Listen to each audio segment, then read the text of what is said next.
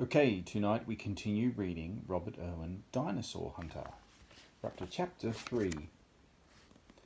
The walk back to Robert's home at Australia Zoo was a long one, but it was always a fun time for Robert and Riley. They would chat about their dinosaur adventures before having an awesome dinner with Robert's mum, Terry, and his sister, Bindi. For Robert and Riley, Thursday afternoons were even better than Fridays. Riley was growling and stomping like a Spinosaurus by the time they both set foot in the park behind the zoo. Grrr. Stop, Robert laughed. Me, Spinosaurus, eat Dromaeosaurus mimus for dinner. Yum, said Riley, chasing Robert. Stop chasing me, I'm already exhausted, said Robert. But Riley didn't stop. He chased after Robert across the grass. Robert swung his bag over his shoulder, running away as best as he could. Grrr, you no match for mighty Spinosaurus. As Robert ran, he could hear his Australovenator claw jiggling around in his bag. Then, just as he reached the other side of the park, Riley caught him, and Robert felt the world shake and spin. The green of the grass and the trees was replaced by glowing whiteness, and everything disappeared. Robert felt like he was running on air. Dizzy, he stopped and bent over his knees to stop his head from spinning. When he opened his eyes, Robert noticed the ground was different. He stood up and looked around. The plants were different too. Run, Robert, run, shouted Riley from somewhere behind him, much louder than before. Robert pushed his legs forward as he looked back. Riley was running at full speed now, with a dinosaur close behind. As Robert ran across the hard ground, over rocks and around thin trees, he swung his bag to the front of his body and struggled to unzip it. He threw a hand inside and began floundering around. I hope you've got a stake in there, puffed Riley, now running alongside him, or we'll never lose this guy. Robert's hand finally grasped a small metallic object he was searching for, his digital voice recorder. Robert swung his bag around again and turned to grab another glimpse of the dinosaur that was right behind them. We're being chased by a dinosaur, he said, almost out of breath. It's about twice as tall as us. Its long legs and neck make up most of its height. Its eyes are huge. Robert began to slow down. He was tired and finding it hard to talk and run at the same time. It's covered in feathers, with long arms that look like wings, a toothless beak. Wait a minute, Riley, stop running. Robert ground to a halt, panting. He put his hands on his head to open his chest and breathed deeply. But Riley didn't stop. No way, he called out. It isn't chasing us, yelled Robert as Riley and the dinosaur zipped past him.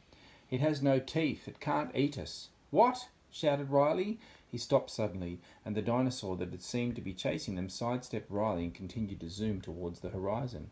Whoa, did you see that? Asked Robert, fast running and fast thinking. Riley was huffing and puffing, his eyes glued to the long tail of the tall, skinny dinosaur. All I'm interested in, he wheezed, is that it's getting farther and farther away. Robert laughed, dropping his bag to the ground, and spoke into his voice recorder once again. I think my claw has transported us to what is now Canada in the late Cretaceous period, perhaps 75 million years ago. That had to have been Dromaeosaurus. It was so tall and slender, with a body built for running. Whatever it was, said Riley, here comes another one. Robert looked back over the land they'd just run across. Riley was right. Another Dromaeosaurus was on its way. Robert's scientific mind clicked into overdrive as he picked up his bag. Quick, let's get behind one of those trees. I want to see what it does. Chapter 4.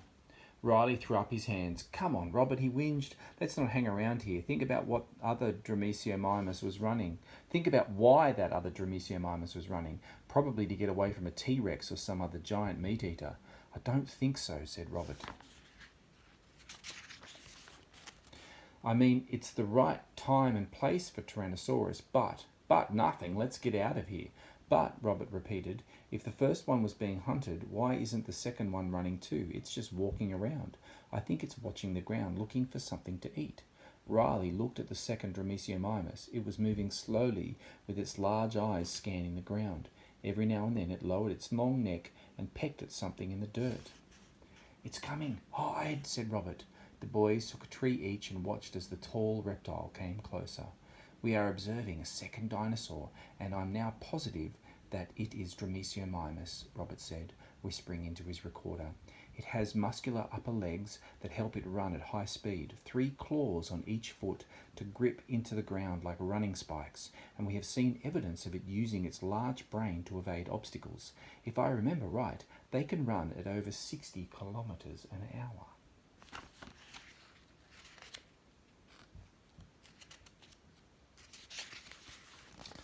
The Dromaeosaurus was now standing on a small mound of flat rocks to the left of the boys. It was eating something off the ground. "If it doesn't want to eat us," whispered Riley, "what does it eat?" "They're omnivorous," answered Robert. "They eat a bit of everything. I think this guy must be eating small lizards off the rocks." Riley scrunched up his face. "Ugh, yummy." The boys stood and watched the dinosaur for a few moments before Riley turned to Robert again.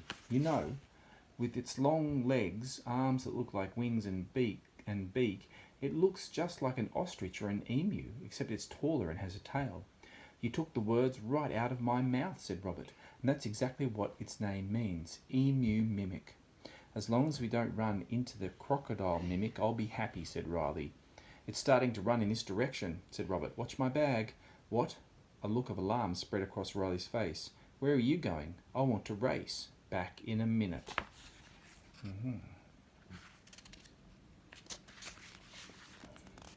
As the Dromaeosaurus sprang past, Robert shot off after it, running alongside the magnificent creature. Robert watched how the dinosaur's feathered legs drove its body forwards.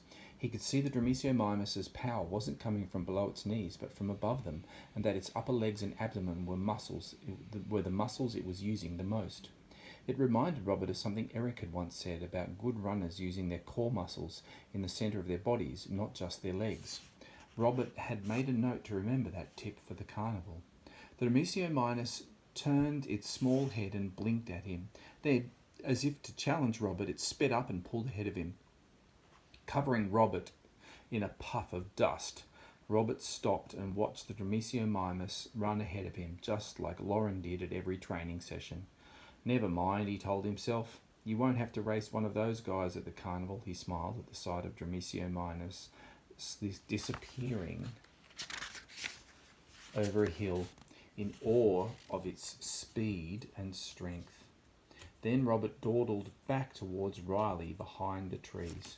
"You know," said Riley, "not many people have raced Dromaeosaurus before and kept up with it." Robert laughed. "You're right." He unzipped his bag and took out his Australoventor claw. "I'm so lucky to have found this fossil." The two of them sat under a tree and took a few sips from Robert's extra bottle of water.